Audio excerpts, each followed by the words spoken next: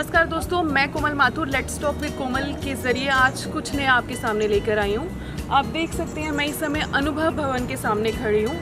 अनुभव भवन की अगर मैं बात करूँ तो ज़मीन इसे मुहैया करवाई थी बाल्को ने और नगर निगम ने इस बिल्डिंग को बनाया था।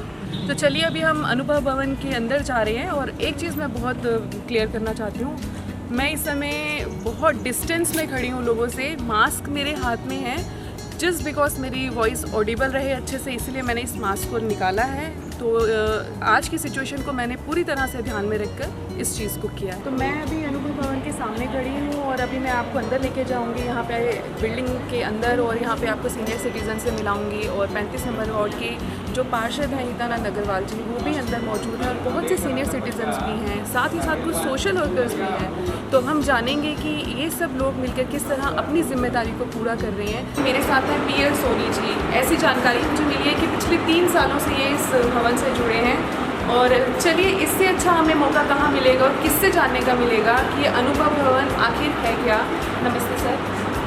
मैं पीएल सोनी मेरा नाम है और मैं जनरल सेक्रेटरी। ये जो हमारा वरिष्ठ नागरिक की समिति है, ये पंजीकृत संस्था है। बहुत दिनों से ये विचार आ रहा था कि वरिष्ठ नागरिकों के लिए यहाँ पर कोई व्यवस्था होनी चाहिए, और उसके लिए हमारे जो पार्षद महोदय हितानंद अग्रवाल जी, उन्होंने भी काफ़ी प्रयास किया। उसके बाद बाल्को से बात हुई, बाल्को ने ये ज़मीन हमें भवन निर्माण के लिए अलॉट की। उसके पूर्व में जो सीओ शर्मा थे, उन्होंने खुशी ये प्लाट हमको आवंटित किया है। निगम के सहयोग से यहाँ पर यह भवन का निर्माण किया गया, और चूँकि ये विशेष तौर से वरिष्ठ नागरिकों के लिए ही है, तो इसका अनुभव भवन नाम रखा गया है। अनुभव भवन का अर्थ ही होता है कि अनुभवी लोग जहाँ उठते बैठते हों, इस आधार पर इसका नाम अनुभव भवन रखा गया है। और यहाँ सारे कार्यक्रम कोविड के पहले फिजिकल मीटिंग के माध्यम से हम लोग करते थे। इसमें ये राज्य स्तर सम्मेलन भी हम लोगों ने किया हुआ है, और पार्षद के सहयोग से इसमें निरंतर विकास होता रहा है अभी तक।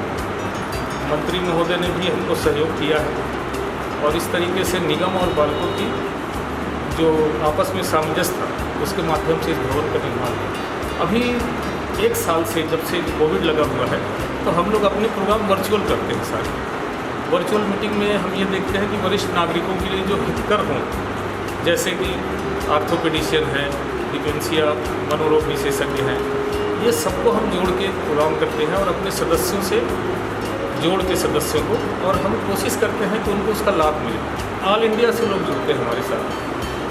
वरिष्ठ नागरिकों के क्या अधिकार हैं, घरों में लड़ाई झगड़े होते हैं, उसके लिए उनको किस तरीके से सॉल्व करना है, ये सब चर्चाएँ हम करते हैं। और विशेष तौर से एक ईपीएस की पेंशन होती है जो बाल्को कर्मचारियों पे लागू है, और उसको आपको सुन के ताज्जुब होगा कि इतनी बड़ी पोस्ट में इतनी अच्छी सैलरी में काम करने के बाद 1-2 हज़ार की पेंशन होती है। तो जैसा कि आप पीछे देखेंगे और सामने भी देखेंगे, उस तरफ बैनर्स लगे हुए हैं, उसके लिए भी हम निरंतर गवर्नमेंट से लड़ाई करते रहते हैं कि उस पेंशन में वृद्धि होनी चाहिए। और उस सब के लिए ये भवन हमारा बहुत सार्थक हमें मिला है, और हम चाहते हैं कि इसमें दिनों दिन वृद्धि हो।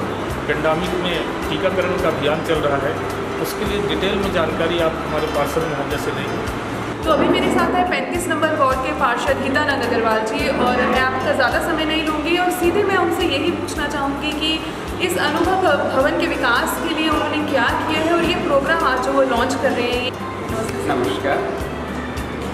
हमारे बाल्को में और वरिष्ठ जनों के लिए एक भी भवन की व्यवस्था नहीं थी, और हमारे मैत्री समिति के आदरणीय पीएल सोनी जी और बाकी सदस्यों के अनुरोध पे और नगर निगम के द्वारा हमारे पार्षद निधि से, और साथ में हमारे भाजपा के एल्डरमैन लोगों की निधि से, और यह 24 लाख रुपए का अनुभव भवन बन के रेडी हमने करवाया। इसके लिए बाल्को से भूमि हमको प्राप्त हुई, एनओसी प्राप्त हुआ, और नगर निगम के पार्षद मद से हमने ये भवन का निर्माण कराया। यहाँ पे बनने के बाद इसका उपयोग वाकई में अच्छा उपयोग हो रहा है। आप क्षेत्र में अन्य भवनों को देखेंगे, निगम की कई बिल्डिंगें बनी हुई हैं, लेकिन उसका सदुपयोग नहीं हो पाता, केवल वह बन के यथावत रहती हैं। लेकिन ये अनुभव भवन बन के, और व्यक्तिगत मुझे बड़ी खुशी होती है कि यहाँ प्रॉपर 30 दिन कार्यक्रम चलते रहते हैं। यहाँ पे वरिष्ठ जन आके बैठते हैं, एक दूसरे के दुख सुख को शेयर करते हैं। हर प्रकार के कार्यक्रम यहाँ पे, चाहे दिवाली उत्सव है, चाहे होली का त्यौहार है, चाहे 26 जनवरी, 15 अगस्त हो, चाहे पिकनिक है, चाहे हर साप्ताहिक कार्यक्रम है, बड़े अच्छे ढंग से यहाँ कार्यक्रम होता है।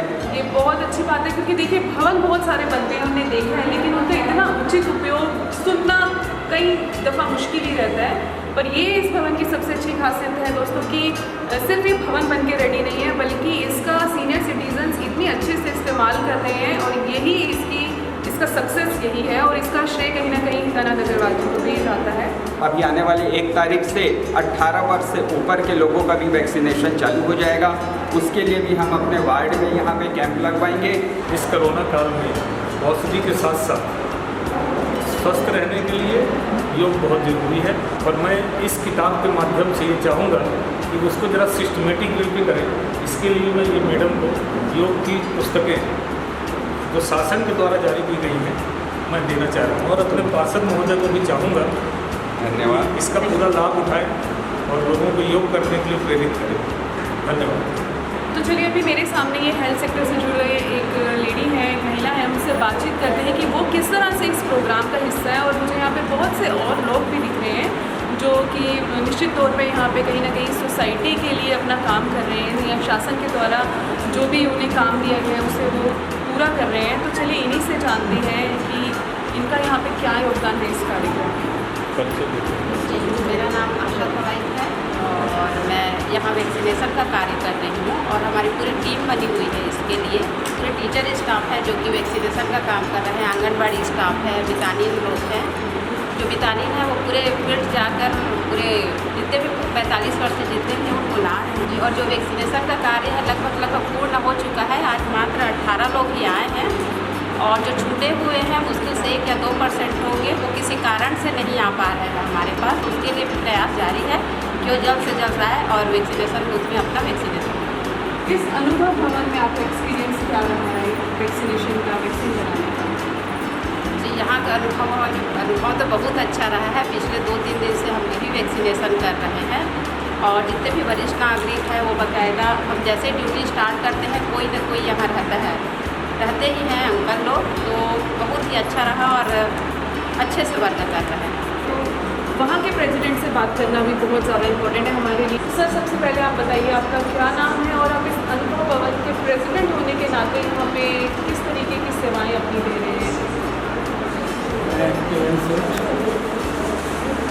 आज 78 ईयर्स हो गए, और इस अनुभव भवन से जुड़ने के बाद, या जुड़ने के समय बोलिए, जुड़ने को बात लेकर मन में जब आई, तब से मुझे समझ में आ रहा था कि वरिष्ठों के साथ समय गुजारना बड़ा अच्छा लगता है, होना चाहिए, और वो मौका हमको मिल रहा है।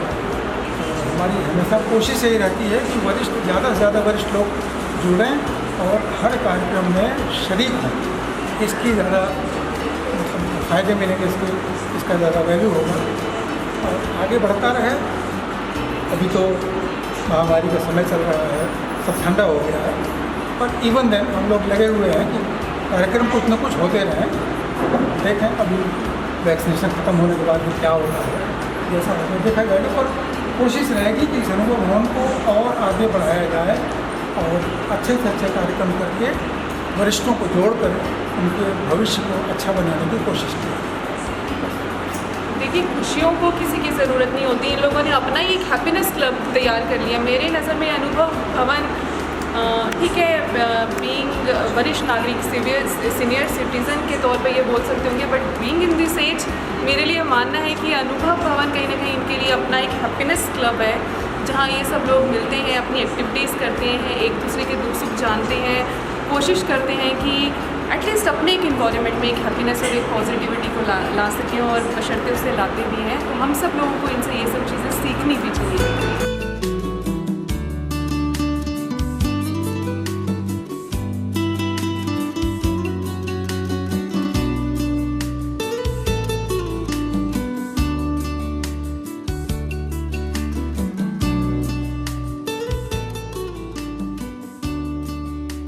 तो ये था मेरा अनुभव भवन में आना, और ये मेरा मेन रोल था। यहाँ आने का मेरा इम्पोर्टेंट मकसद यही था कि मैं आपको बता सकूँ कि इस बिल्डिंग को किस तरह से इतने प्यार से इन लोगों ने संभाला है।